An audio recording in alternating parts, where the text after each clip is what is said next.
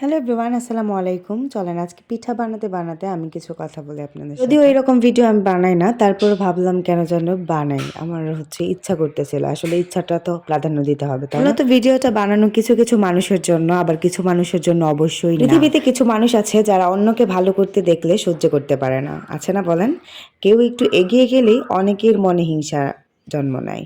একজন মানুষ কষ্ট করে একটা কন্টেন্ট বানায়, কিন্তু সবাই সেটা বুঝতে পারে না। কেউ দেখে অনুপ্রেরণা পায়, আবার কেউ দেখে হিংসা করে। সমালোচনা করা খুব সহজ, কিন্তু কিছু তৈরি করা, নিজে থেকে কিছু তৈরি করা অনেক কঠিন। মানুষ কখনো অন্যের পরিশ্রমটা দেখতে চায় না। কেন বলেন তো? একজন কন্টেন্ট ক্রিয়েটরের হাসির ভিডিও দেয়, কিন্তু তার পেছনের কষ্টটা কেউ দেখে না। পৃথিবীতে এমন মানুষও আছে এখনো যারা চায় না তুমি ভালো করো, কিন্তু মনে রাখো যারা হিংসা করে তারা আসলে তোমার এগিয়ে যাওয়াটাই দেখতে পাচ্ছে। তাই মানুষের কথাই থেমে গেলে হবে না, নিজের পথেই চলতে হবে। মানুষ আছে এরকম যে আপনি তাকে বুঝাচ্ছেন, মানে এইটা যে এরকম ওইরকম, বাট সে বুঝতেছে না। কিন্তু কেন? সে বুঝেও বুঝতেছে না। আসলে এরকম মূর্খ এখনো পৃথিবীতে আছে। তবে একটা কথা জেনে রাখো, মানুষ কি বললো সেটা নয়, তুমি কি করছো সেটাই একদিন তোমার পরিচয় হয়ে দাঁড়াবে। দেখবে তুমি যদি যখন কিছু শুরু করবে তখন অনেকেই হাসবে, আর যখন সফল হবে তখন তারাই দেখবে। মানুষের কাজই হলো কথা বলা। কেউ অনুপ্রেরণা দেয়, আবার কেউ হিংসা। কিন্তু থেমে গেলে স্বপ্ন কখনো পূরণ হবে না। একজন কন্টেন্ট ক্রিয়েটরের একটা ভিডিও বানাতে অনেক পরিশ্রম হয়, সবাই সেটা জানে না, কেউ সেটা জানতেও চায় না। আরে ভাই, তুই যে দেখতেছিস যে এটা একটা ফালতু ভিডিও, মানে মনে হইতেছে তোর কাছে, বাট এটা তো ফালতু ভিডিও হইলেও অনেকটাই কষ্ট। ভিডিওটা ফার্স্টে হচ্ছে ক্যামেরা দিয়ে বন্দি করা, তারপর হচ্ছে এডিটিং করা, দেন ভয়েস দেওয়া, মানে যেরকমই করুক না কেন তার কিন্তু অনেকটাই পরিশ্রম হচ্ছে, কজ আরও সময় নষ্ট হচ্ছে।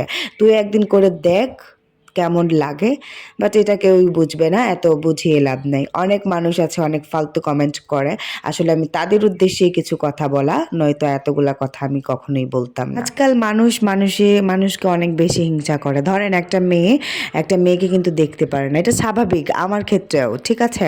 তো আমার কথা হচ্ছে ছেলেদেরকে কখনো হিংসা করে না, কিন্তু একটা মেয়েকে হিংসা করবে কেন জানি ভাই, এটা আমি বুঝি না। এটা আমার ক্ষেত্রেও হইয়া যায়। আসলে আমরা মেয়েরাই জানি একটু কিরকম।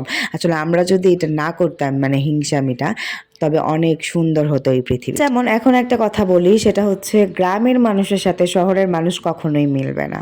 কারণ গ্রাম্য মানুষ হচ্ছে গ্রাম্যই থাকে, কখনো শহরের মতো হতে পারে না। শহর আর গ্রামের মধ্যে একটা পার্থক্য হচ্ছে, গ্রামের মহিলারা জানি কেমন, তাদেরকে যদি যাই এখন বোঝান যে ফেসবুক সম্পর্কে, মানে কোনো কিছুই বুঝবে না। বুড়া বলেন, জোয়ান বলেন, মেয়ে বলেন, মানে কেউই বুঝবে না। খুব কম মানুষ আছে এক আধটা বুঝতে পারে। বাট শহরের একটা বুড়া বেটিরও যদি জিজ্ঞেস করেন যে ফেসবুক সম্পর্কে, সে কিন্তু খুব সুন্দর করে বলে দিবে।